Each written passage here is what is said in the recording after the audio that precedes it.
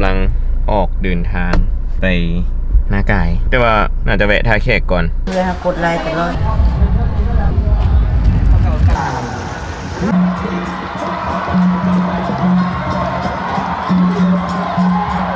ตอนนี้กำลังจะออกเดินทางไปขมวนนากายมันจะมีงานนั่นนะบุญทรงเฮืออยู่นากายสีเข้าไปลินท่าแขกไปลินอยู่ท่าแขกก่อนเดี๋ยวมืออื่นแล้วก็จริงสีแบบไปขึ้นไปนากายไปกับทีมงานซุ่มเอ้ยซุ่มอย่างอยู่ในท่าแขกไปคนเดียวคือเก่าชิว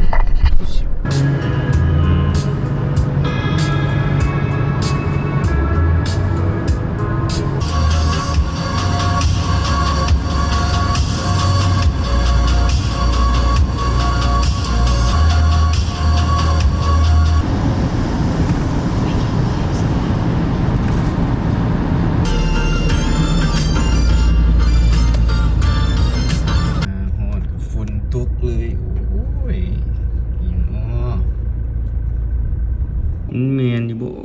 นี่มาแล้วฝุ่นนำลงนี่สิตอนนี้ก็มื้อวานนี้มาฮอดแล้วก็พักผ่อนไปกินเหล้ากินเบียร์เนาะไปกินเบียร์กับซุ่มเอื้อยต่อจักดับเมาแฮงเสียงยังบ่กลับมาตอนนี้ก็ยังอยากนอนอยู่ซึ่งเป็นภาพที่บอกได้เลยว่าลงบ่ได้ตอนนี้ก็มาอาหารนั่นข้าวปุ้นเจ้าขิงอยู่ท่าแขกมูสิเห็นบ่เนาะเดี๋ยวจังน้อยสิไปถ่ายให้เบิ่งเป็นร้านข้าวปุ้นเจ้าขิงหลังจากที่กินแล้วก็สิไปนากายต่อขึ้นไปเบิ่งบุญทรงเฮืออยู่ถึงนากายตัวนี้เกือบ 12 โมงกินข้าวสวยแล้วก็ออกไปยังก็ถ้าเป็นซีสิเย็นให้น้ำละลายยังกินเองแม่คันเป๊ปซี่ละเย็นให้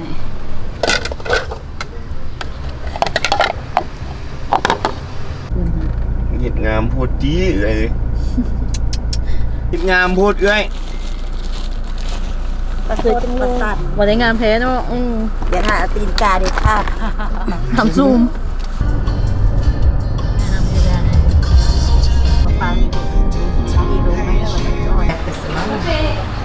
ไปกินยูอันนั้นวะแคมป์น้ำไม้ขาวอ่ะเขาห่อกลับบ้านกับพี่เอาไม้ขาวกินแต่เอาไม้ขาวกินเข้าไปในนี้แต่ขันในข่าวได้ยินฟังก่อนเด้อมูเจ้านี่ฮะเจ้าบุญหรือทุกคนเลยได้นี้แล้วนี่มันเป็นคนดีจริง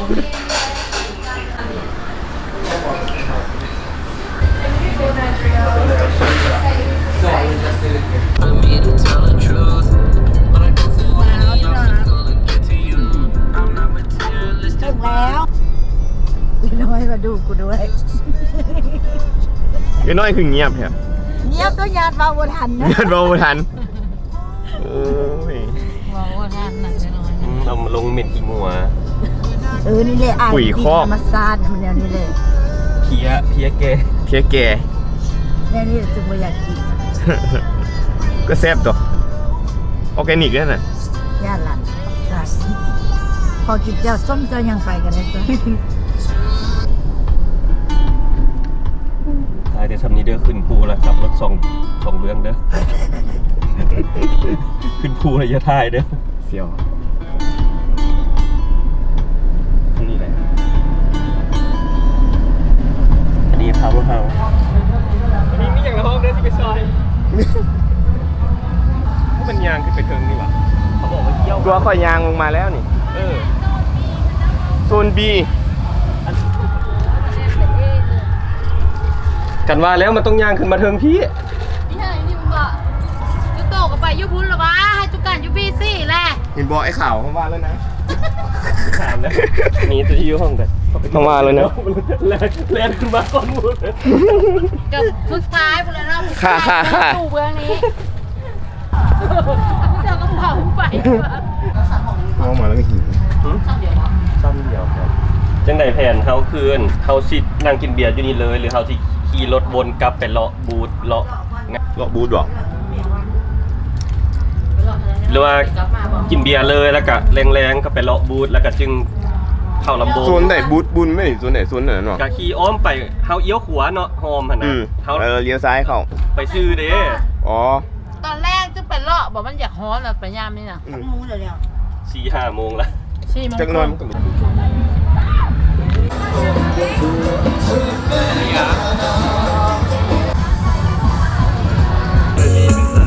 จอนกับมันตัวลงหัวใจก็ยังรอคอยทุกมือเป็นวันๆถึงว่าทุกวันจะแสนดาเป็นไอ้ที่ได้บอกเป็นไอ้ได้บอกนะเป็นไอ้ที่ได้บอกเป็นแล้ว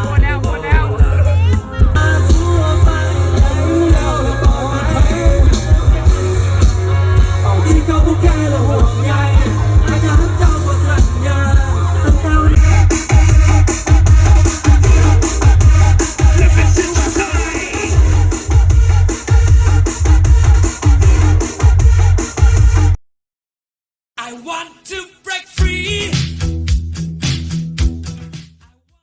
จิตใจสุดเจ้าเป็นยังไง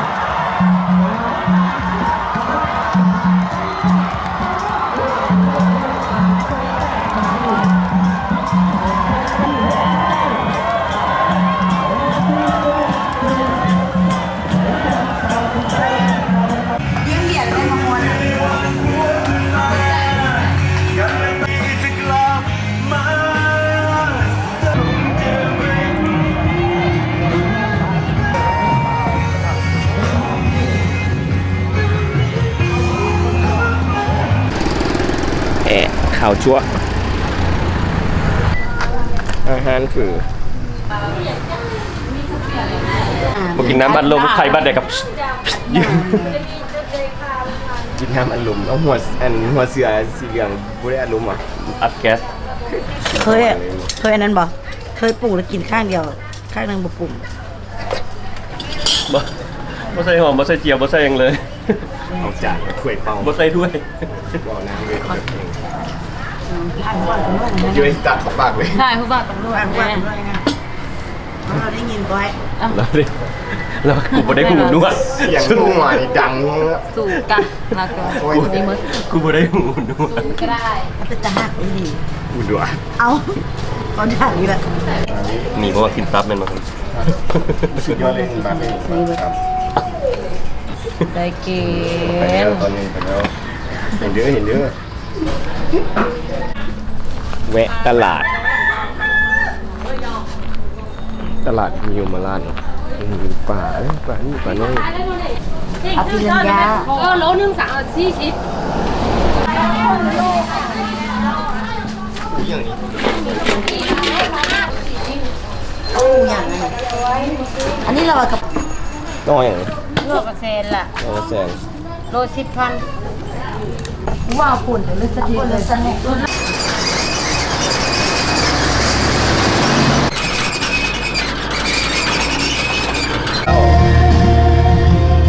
เอาจานทองมันในลูกล่ะอันหนึ่ง